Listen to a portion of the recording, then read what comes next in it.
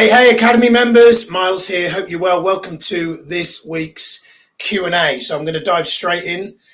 Some really good questions, by the way, this week. So thank you for those that asked a question. Those that didn't, make sure that you remember that every 2 weeks you have the ability to ask me anything, whether it's to do with your marketing, your sales, your mindset, your coaching, your finances, your relationship, whatever it is.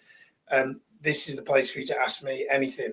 Amrita says, how to improve the closing part of the movie trailer when you know someone could benefit from coaching without being too pushy and sounding salesy. Okay, so this is common that I get this question, and the simple answer, said with love in my heart, Amrita, is you probably have what a lot of coaches have in the very beginning, and I definitely had this, which is some old limiting beliefs around selling. And the reason I say that is because if you think about the word selling and think about right now, what are some of the negative connotations you think about selling? It's really easy to think of sleazy, pushy, salesy, things that you'd said, pushy, yeah, you'd said that. It often isn't as easy for people to think of positive connotations for selling. But if you think about it, anytime you've ever bought something that was a product or a service, especially a service, but not maybe a product as well, that you've exchanged communication with a human, there might have been some sort of sales process at play. So what you want to think about here is the script does what it's meant to do, right?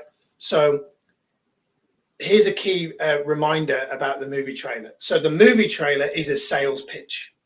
Okay, so let's just kind of get that out of the way. The movie trailer is a sales pitch.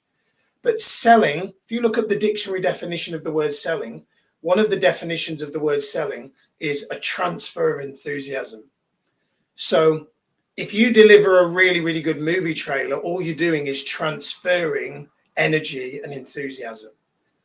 That's all you're doing. So sales, if what you do, if you're passionate about what you do and you love what you do, it's really just a transfer of enthusiasm. So if you love coaching in your movie trailer, you are selling. So if you, Amrita, were inviting a person to dinner and you were like, there's this amazing Thai restaurant, you've got to come, and your friend's like, oh, I'm not sure I want to go, and you sold them on the idea of going and they go with you, that's selling, isn't it? Interestingly enough, when I ask people this, to put it in a different context, if a person was bleeding to death by the side of the road and an ambulance pulled up to put them in the ambulance, the person that's bleeding profusely by the side of the road wouldn't question the integrity of the paramedic who said, get in the ambulance, you're bleeding to death, we can get you to hospital to save your life. As silly as that sounds, we never would question that. But that person is selling that the person will be better off getting in the ambulance than staying where they are. So you've got to focus on the fact that, well, you've got to believe ultimately, Amrita, that the person is better off having coaching with you than not. And until you believe that to be true, closing coaching will always be difficult. There's not many things in the world that I could sell. There's only two really that I can sell, like, till I'm blue in the face. Coaching's one and fitness is the other. Because I believe in those things. I know those things work. I know that people will spend money on stuff that they don't necessarily need, but they want. Our job is to show them that coaching is something that they should want and they actually need it. And so a great book that I recommend for you, Amrita, is a book called Influence by Robert Cialdini, which helps you really understand the psychology of sales. Another book I recommend is Sell or Be Sold by Grant Cardone. That's another great book on selling. My friend Matt Elwell wrote a great book called Open with the Close. That's another great book. But ultimately, there is no short answer to this question, Amrita. But what I am saying is, right now you probably have more beliefs about the negative implications of being perceived as a salesperson than positive. You bought Master Coach from me, you bought Academy from me. I was selling to you. I was selling to you because I knew that I could get you a result. So if I know I can get someone a result, I believe it's my duty, my responsibility, my obligation to sell to them. And you've got to believe that too. So my biggest suggestion would be start to look at sales literature, sales material, and start to relearn the art of selling in a way that feels right and feels ethical. Another book I recommend is The Prosperous Coach by Rich Litvin. It's a good friend of mine. Incredible book, which I think also is going to help you with your selling psychology. In fact, start with Rich Litvin's Prosperous Coach, and then maybe go to Matt Elwell's Open with a Close. I recommend those two books. Great question. Jan says, how can I awaken the intuition of a client more during a session or a movie trailer? I feel that sometimes they give default answers or not always fully with their heart. Great question, Jan. For me, the answer is simple. Meditate. Yeah, so if I was in a session with you, Jan, and I'll give you an example of someone who I actually had a call with a couple of weeks ago. They started the call and their state just felt like off. So I said, before we get into the session today, let's do a little mini meditation to really get ourselves grounded and centered for the call. So if I was in the middle of a session and I felt like a person was not in a good state, I would say, I'm going to pause the session here because I feel like there might be deeper answers to come from you. So I want to help you with getting deeper. Are you up for that? Are you up for playing? Are you up for going deeper? Great. Okay. So here's what we're going to do. You sitting comfortably? Yeah, cool. Okay. What I'd like for you to do, I know you know this because we've done it before, but I'd like for you to close your eyes. And then I do the release meditation. It doesn't matter where it is in the session, but I would do that with them. Another thing that you could do, Jan, is you could get the person to do the coach themselves from the future. Sometimes I've started a session. Maybe if a person says to me that their biggest challenge at the moment is trusting themselves, they feel they're indecisive about a decision. If anyone talks about indecision or not sure which direction to take, then I always go to the kind of coach themselves, like stand and imagine that the best version of you from the future is here, hand resting on your shoulder. What do they say? You know the drill with that one. So I would use breath work, definitely, Jan. Maybe even get them out of their seat and do the kind of clapping as well. But yeah, change the physiology, change their breathing, change their state. But definitely the breath work will help them to get more connected to their heart. Because a lot of times people are not coherent because the reason why they're there with you in coaching is because they've spent so long listening to other people and not enough to themselves, and they find it difficult. I've done the coach yourself thing, and I've had people say nothing's coming up. And I know that something will come up, but they're not coherent, they're not in state. So then I go, okay, sit down and let's do some deep breathing. I get them to do the deep breathing, the breath work, and then I get them to stand back up and do it again. So yeah, just play with the tools that you've got, right? There's no right answer to all of that. It's just play. Great question. Thanks, Jan. Carol says, how to scale my business with virtual group coaching. So I feel like you've got a two-part question there, so I'm going to answer that first bit.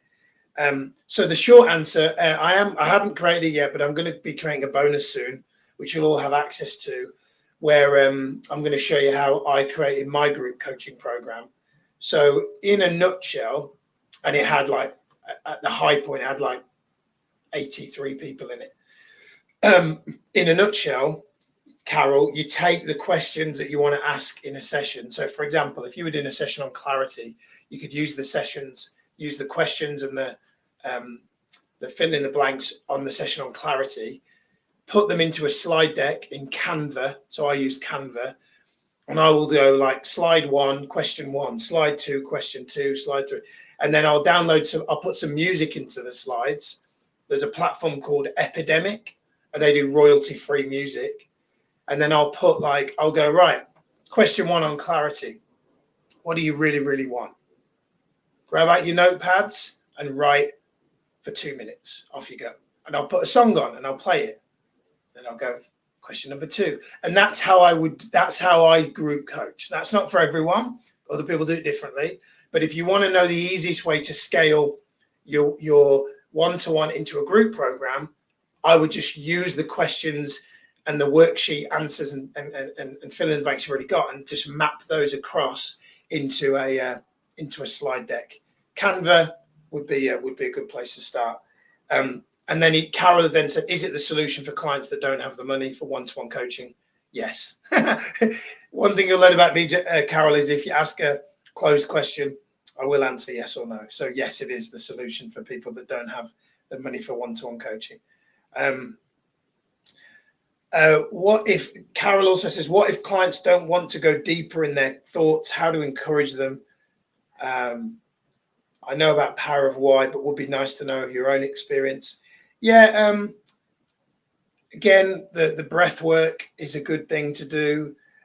Getting them to stand in their power position and getting them to coach themselves in the future. Obviously, the coaching system that you've bought into is one that is very much a framework.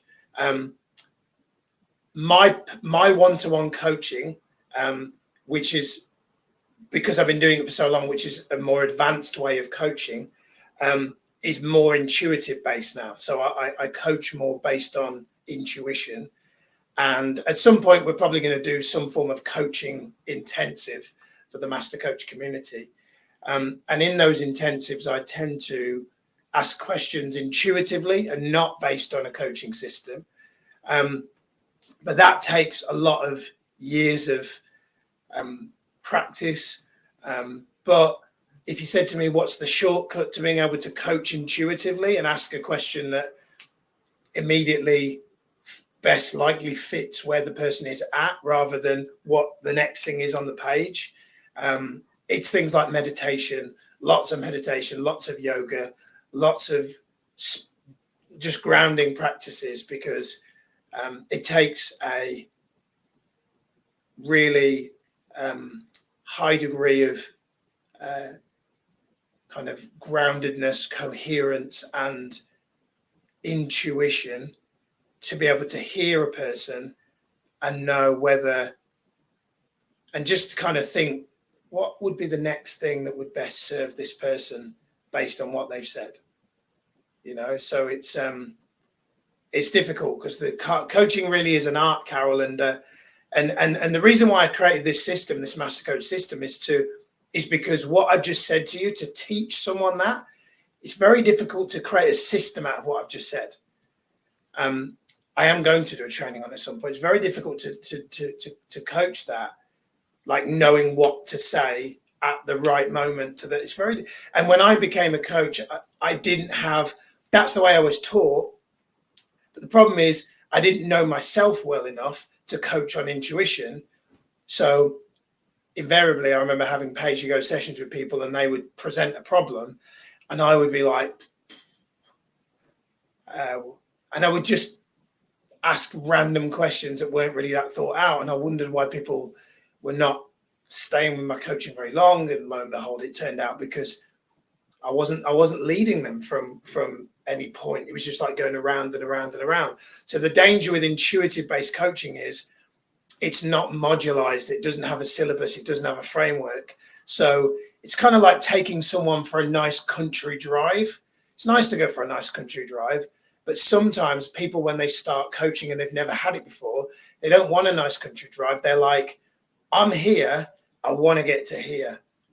And so that's why we have session 1, clarity, session 2, direction, session 3, energy.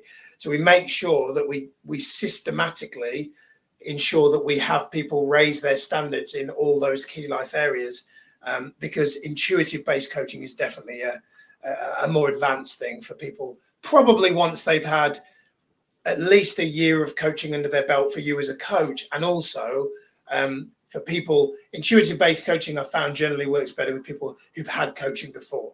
So like, I've had coaching before, and my coach is an intuitive based coach. So my coaching with her is very much I present what I want to speak about for that particular session, and she coaches me around it, and it works. But not everyone knows what they want.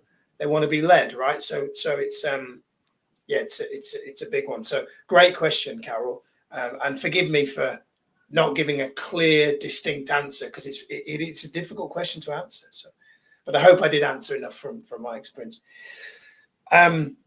Tracy, do you have a technique to use with clients who seem to have limiting beliefs that are holding them back? Yes. Incantations, Tracy. I think I've spoke about this before. For me, the number one thing above all else, I wish this had got into me like 20 years ago. Like, I wish when I first came across personal development, I wish I'd have seen the importance of incantations, because I think it has saved me a lot of trouble. I'd have probably taken a lot more action. I'd have probably achieved a lot more. I'd have spent a heck of a lot of less time giving a shit about what other people think. I'd have spent very, very little time comparing myself to other people. Incantations. Because I tell you what, like, you think about the reason why kids are, I think about Sage, she's so confident, she's so just outwardly focused and doesn't care. It's because she doesn't have any limiting beliefs yet. The problem with us as adults is they're already installed. So what do we got to do? We've got to uninstall them and install new software. It's like our mind is a computer. Limiting beliefs is software, and we need to install new software. But unfortunately, when you do what a lot of people try and do, which is affirmations just add in new positive statements on top of the old ones. But the old ones, the limiting beliefs like I'm not good enough, they came with such a positive chop, such a high level of energy, right? In terms of whoever told it to you, a teacher, a parent, the energy, the anger, the frustration, all the build-up, all the years of all those limiting beliefs. It takes a lot to get rid of them. And by a lot, I don't mean time, but I mean energy. So that's why for me, affirmations don't work. You've got to use incantations. So like, if you believe I'm not enough, to replace that limiting belief with I am enough, you've got to use your physiology. I am enough. I am enough. I am enough. There needs to be energy, because you need to almost interrupt the pattern and jolt the mind out of thinking that old statement, I'm not enough, is true. Because most of the things that we hear are not true. They're just beliefs. So if I'm not enough is just a fake, not real statement, I am enough is a fake, not real statement, then let's get that one in, because that one's more likely to benefit your life than not, right? So incantations, Tracy, is the simple answer. I want to recommend to everybody, and I have this in the kitchen and in the studio here. I have a wall that has incantations on it. Like downstairs is a wall that's got 20 incantations. First thing in the morning, I spend 5 minutes like literally like ranting my incantations. In the day, if I have any slipping doubt or anything like that, anything comes in that was not information that was good for me, straight into incantations. Before I did this broadcast, incantations, they're on the wall here. I'm a world-class coach. I'm a certainty machine. I'm a warrior. All that matters is what I think of myself. I'm a master of state. All I need is within me now. I'm only competing with myself, right? So incantations are like the number one way. In fact, my book, they're the only way to really get out of limiting beliefs. So hope that helps. I think that is it for today. I'm just scrolling back. I'm seeing accountability from yesterday. Well done, everybody, for posting. If you didn't post, make sure you do. Remember, the accountability is not just about business. It's about everything. So remember to use it for not just business, but also personal as well. So that's it. I hope you've enjoyed today's Q&A. Be sure underneath to let me know key insight or takeaway that you get from it. And I will see